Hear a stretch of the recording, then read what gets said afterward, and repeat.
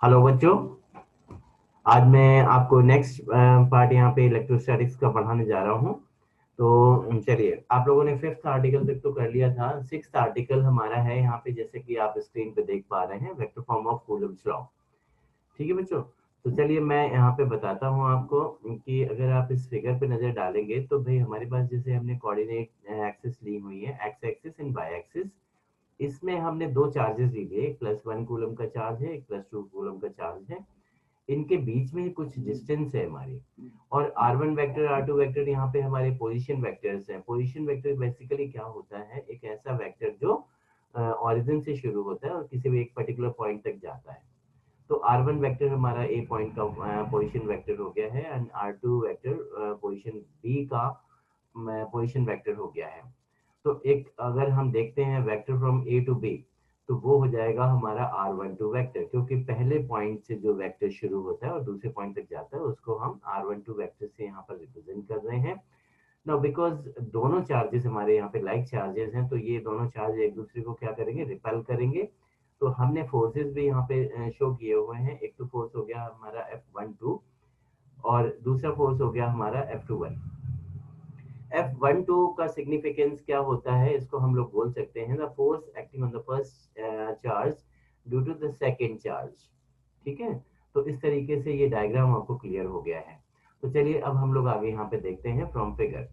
तो ये तो हमने देख लिया यहाँ पे। नाउ 10, जैसा कि हमें पता है कि भाई अगर हम कूलम्स लॉ के अकॉर्डिंग अगर फोर्स निकालते हैं तो फोर्स F12 यहाँ पर हम लोग देखने जा रहे हैं।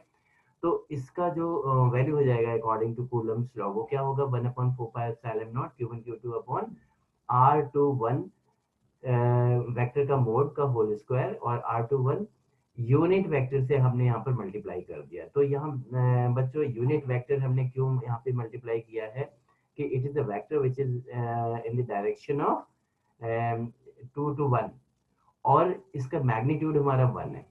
ठीक है। तो ये डायरेक्शन के लिए हमने यहाँ पे शो कर दिया है।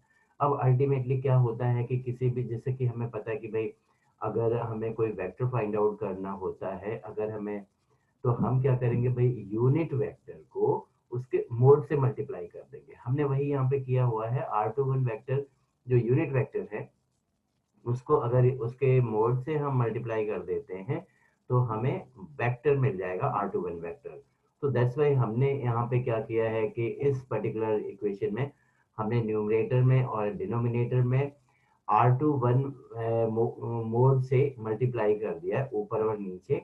तो ऊपर तो हो जाएगा हमारा R21 वेक्टर, और नीचे हो गया हमारा R21 वेक्टर का मोड जो है उसका होल क्यूब हो जाएगा। ठीक है। तो इस तरीके से हमने ये एक्सप्रेशन लिख लिया है। अब हम क्या करने जा रहे हैं कि हमारा जो R21 वेक्टर है उसको हम पोजीशन वेक्टर्स में कन्वर्ट करेंगे। तो जैसे कि हमें पता है कि भाई हमने ट्रायंगल लॉ ऑफ वेक्टर्स पढ़ा था। तो ट्रायंगल लॉ ऑफ वेक्टर्स हमारा उसके अकॉर्डिंग क्या हो जाएगा, हम यहाँ पे देख सकते हैं इन द फिगर। तो ये देखिए भाई, R1 vector plus R12 vector is equal to हो जाएगा R2 वेक्टर। जैसे कि ये हम देख सकते हैं भाई, हमने वेक्टर जो ट्रायंगल ऑफ वेक्टर्स है वो हमारा कहता है कि जब भी हम भाई दो वेक्टर्स को दो कॉन्जिक्यूटिव साइड से रिप्रेजेंट करते हैं टेकन इन सेम ऑर्डर, तो तीसरी साइड जो है जो अपोजिट ऑर्डर में होती है वो उनके सम को रिप्रेजेंट करती है। ठीक है। तो चलिए इससे हमने ये फाइंड आउट कर लिया है कि भाई R12 vector is equal to आ गया हमारा R2 vector minus R1 vector. Similarly हम लोग कह सकते हैं कि भाई R21 वेक्टर अगर हमें निकालना होगा तो वो R1 vector minus R2 vector हो जाएगा। ठीक है।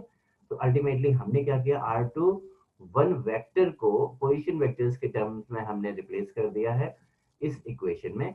तो फाइनली हमारा देखिए ये रिजल्ट आ गया, हम F12 is equal to 1/4πε0 Q1 Q2 upon ये आ गया मोड के अंदर R1 vector minus R2 vector, mode close कर दिया हमने, होल क्यूब हो गया। और न्यूमरेटर में आ गया R1 vector minus R2 vector. तो ये हमारा रिप्रेजेंटेशन हो गया है फोर्स का in terms of position vector. Similarly अगर हम दूसरा फोर्स निकालेंगे तो ये आ जाएगा F21 vector is equal to 1/4πε0 Q1 Q2 upon R2 vector minus R1 vector का होल क्यूब कर दिया है, और ऊपर न्यूमरेटर में आ गया हमारा R2 vector minus R1 vector. ठीक है। तो दोस्तों ये ध्यान रखना है या कि भाई ऊपर तो हमारा वेक्टर है लेकिन नीचे हमारा मोड है, राइट, मैग्नीट्यूड है। तो डायरेक्शन हमें सिर्फ न्यूमरेटर में मिलेगी। तो ये जो F21 फोर्स है हमारा, ये क्या हो गया, this is a force on second charge particle due to the first charge, ठीक है। चलिए आगे हम लोग चलते हैं, नेक्स्ट आर्टिकल है हमारा 7। तो ये देखने जा रहे हैं dielectric constant and relative permittivity. तो अब यहाँ पे बच्चों हम लोग क्या करेंगे कि भाई सपोज हमारे पास दो चार्जेस हैं Q1 एंड Q2, जिनके बीच में डिस्टेंस r हो गई है। तो हम यहाँ पे अज्यूम करेंगे कि एक बार तो इन चार्जेस को हमने एयर में रख दिया है, और सेकेंड टाइम इन्हीं चार्जेस को इतनी ही डिस्टेंस पे हम लोग किसी मीडियम में रख देंगे। सपोज हमने मान लिया कि भाई वाटर में रख दिया हमने। तो हमें पता होना चाहिए कि भाई जब एयर में चार्जेस रखे होते हैं तो फोर्स ज्यादा लगता है, और जब भी किसी डेंसर मीडियम में रखेंगे तो फोर्स उनके बीच में कम हो जाता है, ठीक है। चलिए इसी चीज को हम समझने की कोशिश कर रहे हैं यहाँ पे। तो हमने देखा कि भाई when these charges are placed in air, तो जनरली एयर में रखेंगे तो एफ नॉट से हमने फोर्स रिप्रेजेंट कर दिया है फ्री स्पेस में। ये हो गया 1/4πε0 Q1 Q2 upon R square. First equation आ गई। और जब हमने इन चार्जेस को किसी मीडियम में रख दिया है तो फिर हमारा फोर्स का एक्सप्रेशन हो जाएगा Fm is equal to 1/4πε Q1 Q2 upon R square. Epsilon यहाँ पे क्या कहलाएगा, किसी भी गिवन मीडियम की परमिटिविटी हो जाएगी हमारी, राइट। ये सेकेंड इक्वेशन है। अब हमने भाई क्या किया, dividing first equation by second equation अगर हम डिवाइड कर देते हैं तो ये देखिए भाई F naught upon F M is equal to, सारी चीजें तो हमारी कैंसिल आउट हो जाएंगी, सिर्फ यहाँ पे क्या आ जाएगा, epsilon of one epsilon naught आ जाएगा, जिसको हम लोग एप्सिलॉन आर भी बोल सकते हैं या फिर के डाइलेक्ट्रिक कांस्टेंट भी बोल सकते हैं। क्लियर। तो ये देखते हैं भाई आप इनकी डेफिनेशन हमारी बेसिकली क्या हो जाएंगी, लेट अस सी। तो हम यहाँ पे देखते हैं भाई ये पता होना चाहिए कि जो रिलेटिव परमिटिविटी होती है उसको हम परमिटिविटी के रेशियो में ही डिफाइन करते हैं। जो डाइलेक्ट्रिक कांस्टेंट होता है उसको जनरली हम लोग फोर्सेस के टर्म्स में डिफाइन कर देते हैं। तो डाइलेक्ट्रिक कांस्टेंट की अगर हम डेफिनेशन देंगे, और डाइलेक्ट्रिक कांस्टेंट को हम के से रिप्रेजेंट करते हैं, कैपिटल के यहाँ पे लिखा हुआ है। तो ये कैसे हो जाएगा कि भाई जैसे हम देख सकते हैं एक्सप्रेशन के इज इक्वल टू है F naught upon F M. तो इसको हम लोग बोल सकते हैं कि dielectric constant of a medium is defined as the force between the two charges when they are placed in air to the force between them when they are placed in a medium, ठीक है। और dielectric constant जो है वो एक unitless and dimensionless quantity है। तो ये भी आप लोगों को ध्यान रखना है, ठीक है। सिमिलरली हम लोग कह सकते हैं कि भाई ये देखिए epsilon upon epsilon naught is equal to epsilon R होता है। तो यहाँ से एप्सिलॉन की जो वैल्यू हो जाएगी वो एप्सिलॉन नॉट इंटू के हो जाएगा, वेयर के इज डाइलेक्ट्रिक कांस्टेंट, ठीक है। तो हमने जो एक्सप्रेशन लिया था ये सेकंड वाला, इसमें हम एप्सिलॉन की जगह क्या लिख सकते हैं, एप्सिलॉन नॉट के, ठीक है। तो हमने यहाँ पे वो लिख दिया है कि देखिए hence force in a medium is given by Fm is equal to 1/4 epsilon naught k Q1 Q2 upon R square। तो जब भी किसी मीडियम में हमें कोई फोर्स बच्चे निकालना होगा दो चार्जेस के बीच में, तो फिर हम वहां पे ये वाला फॉर्मूला अपना यूज करेंगे। आप लोगों को ये भी पता होना चाहिए कि भाई जो हमारा फ्री स्पेस होता है उसका डाइलेक्ट्रिक कांस्टेंट 1 होता है, और कोई भी डेंसर मीडियम होता है उसका डाइलेक्ट्रिक कांस्टेंट जो है वो हमेशा 1 से ज्यादा होता है। तो हम यहाँ कह सकते हैं कि अगर k की वैल्यू 1 से ज्यादा हो जाएगी तो अल्टीमेटली जैसे जैसे k की वैल्यू बढ़ेगी वैसे वैसे फोर्स इन द मीडियम कम होता जाएगा, राइट। चलिए रिलेटिव परमिटिविटी देख लेते हैं। तो रिलेटिव परमिटिविटी हम कैसे डिफाइन करेंगे, इसको हम लोग बोल सकते हैं कि भाई किसी मीडियम की परमिटिविटी, सॉरी परमिटिविटी, तो किसी भी मीडियम की परमिटिविटी और फ्री स्पेस की परमिटिविटी का जो रेशियो होता है उसी को हम क्या बोलते हैं, रिलेटिव परमिटिविटी बोलते हैं। The ratio of permittivity of a medium to the permittivity of free space is known as relative permittivity, और ये भी यूनिटलेस और डायमेंशनलेस क्वांटिटी है। फिजिकली इनको देखें तो ये दोनों एक ही चीज होती है, सेम चीज होती है, राइट। चलिए नेक्स्ट आर्टिकल देखते हैं आगे। इलेक्ट्रिक लाइंस ऑफ फोर्स हमारी क्या होती हैं, इनको हम लोग कह सकते हैं कि भाई जैसे प्रैक्टिकल लाइफ में हमने देखा कि भाई मैं अगर अब अभी आपके सामने बोलूं कि भाई इलेक्ट्रिक लाइंस ऑफ फोर्स कुछ होती हैं, मैग्नेटिक लाइंस कुछ होती हैं, तो भाई ये हमें विजिबल तो होती नहीं, इनको हम देख तो सकते नहीं है, ठीक है। तो हम लोग ये जरूर एज्यूम कर सकते हैं कि ऐसी कुछ इनविजिबल हमारी रेडिएशन या कुछ ऐसी भी इलेक्ट्रोमैग्नेटिक लाइंस या मैग्नेटिक लाइंस या इलेक्ट्रिक लाइंस होती हैं जो हम देख नहीं सकते हैं, लेकिन ये दो चार्जेस के बीच में जो फोर्स लगता है उसके लिए ये रिस्पॉन्सिबल होती हैं। इसी तरीके से दो मैग्नेट्स के बीच में भी मैग्नेटिक लाइंस ऑफ फोर्स हमारी एक्ट करती हैं। तो इन्हीं लाइंस को हम लोग क्या बोलते हैं, इलेक्ट्रिक लाइंस, ठीक है। तो इनकी अपनी कुछ प्रॉपर्टीज होती हैं, इनको हम लोग समझ लेते हैं। तो एक तो हमें ये पता होना चाहिए कि इलेक्ट्रिक लाइंस हमेशा पॉजिटिव चार्ज से निकलती हैं और नेगेटिव चार्ज की तरफ अप्रोच करती हैं, ठीक है। इलेक्ट्रिक लाइंस जो है डिसकंटिन्यूअस लाइंस होती हैं। इनका मतलब ये है कि अगर किसी चार्ज से इलेक्ट्रिक लाइंस निकल रही हैं तो कुछ दूरी पर जाकर वो खत्म हो जाएंगे, ठीक है। तो ये क्लोज लूप नहीं बनाती, electric field lines close loop नहीं बनाती हैं, जबकि magnetic field lines close loop बनाती हैं और वो कंटिन्यूअस लाइंस होती हैं। तीसरा हम लोग कह सकते हैं कि ये जो इलेक्ट्रिक लाइंस होती हैं वो किसी भी सरफेस से जब भी निकलेगी तो वो परपेंडिकुलर डायरेक्शन में ही निकलती हैं और परपेंडिकुलर डायरेक्शन में ही सरफेस के अंदर एंटर भी करती हैं, ठीक है। नेक्स्ट पॉइंट है हमारा कि कोई भी दो इलेक्ट्रिक फील्ड लाइंस कभी भी आपस में एक दूसरे को इंटरसेक्ट नहीं करती हैं, ठीक है। फिर हम अगला पॉइंट ले सकते हैं कि ये जो इलेक्ट्रिक फील्ड लाइंस हैं ये स्मूथ कर्व भी बनाती हैं, कर्व्स की फॉर्म में हमारी मूव करती हैं दो चार्जेस के बीच में। नेक्स्ट हम लोग कह सकते हैं कि अगर कोई भी भाई टेंजेंट हम ड्रॉ करते हैं किसी भी इलेक्ट्रिक फील्ड लाइन पे, तो उस पॉइंट पे वो इलेक्ट्रिक फील्ड की डायरेक्शन को या इलेक्ट्रिक फील्ड इंटेंसिटी की डायरेक्शन को शो करती है, ठीक है। तो ये कुछ हमारी प्रॉपर्टीज हैं जो हमें पता होनी चाहिए इलेक्ट्रिक फील्ड लाइंस के बारे में। तो चलिए इलेक्ट्रिक फील्ड लाइंस के कुछ हम डायग्राम भी यहाँ पे देख लेते हैं। तो हमने देखा भाई ये डायग्राम से हमारे ए फर्स्ट डायग्राम में हम लोग देख रहे हैं कि पॉजिटिव चार्ज है, इसके सरफेस से हर डायरेक्शन में भाई इलेक्ट्रिक फील्ड लाइंस बाहर निकल रही है। नेगेटिव चार्ज ये है हमारा, इसमें इलेक्ट्रिक फील्ड लाइंस अप्रोच करती हैं। सिमिलरली हमने दो लाइक चार्जेस ले लिए, एक पॉजिटिव है एक नेगेटिव चार्ज है। तो हमेशा इलेक्ट्रिक फील्ड लाइंस पॉजिटिव से निकलेंगी और नेगेटिव की तरफ जा रही हैं, राइट। तो इसमें हमने देखा कि भाई अगर डायरेक्टली लाइन अगर ट्रेवल कर रही हैं तो यहाँ पर हमारे स्मूथ कर्व हमें नजर आ रहे हैं, ठीक है। अच्छा लेकिन ये पता होना चाहिए हमें कि एक पॉजिटिव चार्ज एक नेगेटिव चार्ज के बीच में यहाँ पर हमें न्यूट्रल पॉइंट बीच में नहीं मिलता है। लेकिन फर्दर अगले डायग्राम में हम लोग देखते हैं कि भाई अगर हमारे पास दो लाइक चार्जेस हैं, दोनों ही पॉजिटिव चार्जेस हैं, तो अब हमें पता है कि भाई दोनों से इलेक्ट्रिक फील्ड लाइंस निकलेंगी, लेकिन ये दोनों ही चार्जेस एक दूसरे के ऊपर क्या अप्लाई करते हैं, थ्रस्ट अप्लाई करते हैं।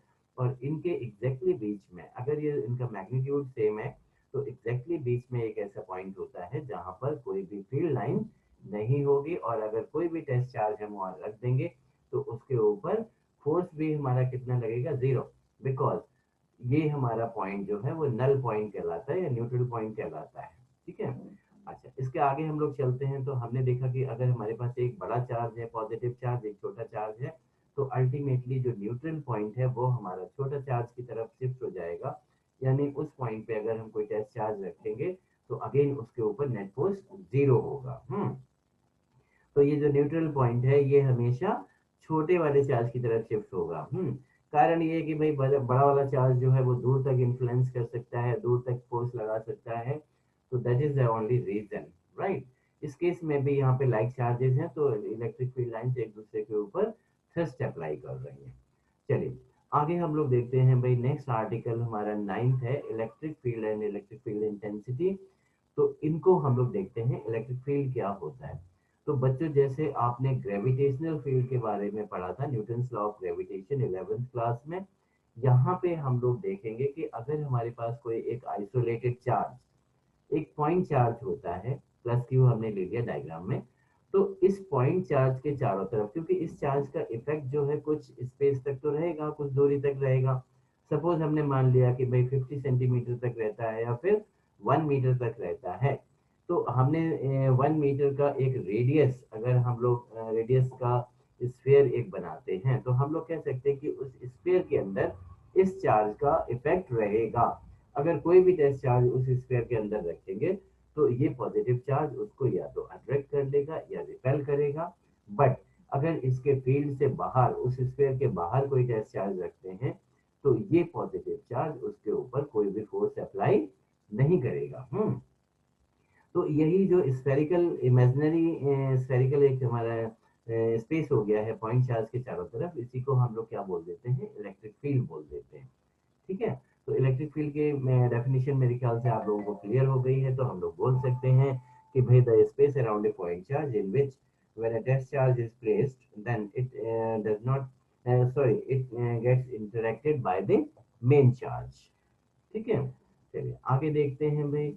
इलेक्ट्रिक फील्ड इंटेंसिटी बेसिकली हमारी क्या होती है, इसको हम लोग समझते हैं। तो सपोज करिए कि हमने यहाँ पे एक पॉजिटिव चार्ज ले लिया प्लस क्यू, और इसका इलेक्ट्रिक फील्ड है भाई, यहाँ पे हमने कुछ दूरी पर इससे यहाँ पे एक चार्ज रख दिया है, टेस्ट चार्ज क्यू नॉट, और आर इसके भी आर हमारी डिस्टेंस हो गई है क्यू और क्यू नॉट के बीच के।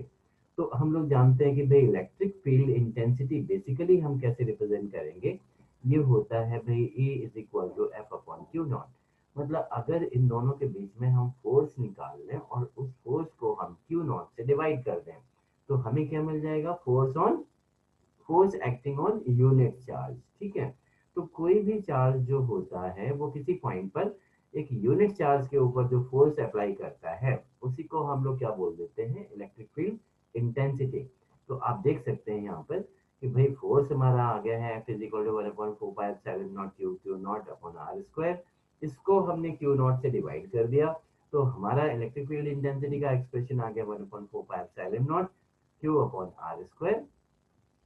तो जब भी इलेक्ट्रिक फील्ड इंटेंसिटी हम लोग निकालेंगे तो हमें एक सिंगल चार्ज चाहिए, वो भी मेन चार्ज, कि भाई उस चार्ज के कारण इलेक्ट्रिक फील्ड इंटेंसिटी हमारी कितनी हो जाएगी। और हमें ये भी पता होना चाहिए कि भाई फर्स्ट एक्सप्रेशन से जैसे हमने यहाँ पे देखा था कि फोर्स जो है वो क्यू नॉट इंटू ई होता है, या सिंपली हम लोग इसको लिख सकते हैं force is equal to Q E. ठीक है, तो इलेक्ट्रिक फील्ड इंटेंसिटी इसी एक्सप्रेशन से, जो फर्स्ट एक्सप्रेशन हमारा दिया हुआ है, इसी से हम लोग डिफाइन करते हैं। हम लोग क्या कहते हैं कि भाई अगर क्यू नॉट की वैल्यू हम 1 कूलम ले लेते हैं तो ई और एफ इक्वल हो जाएंगे। तो अब हम इसको कैसे डिफाइन करेंगे कि भाई electric field intensity is defined as the force acting on a unit positive charge placed in the vicinity of the main charge या in the electric field of the given charge।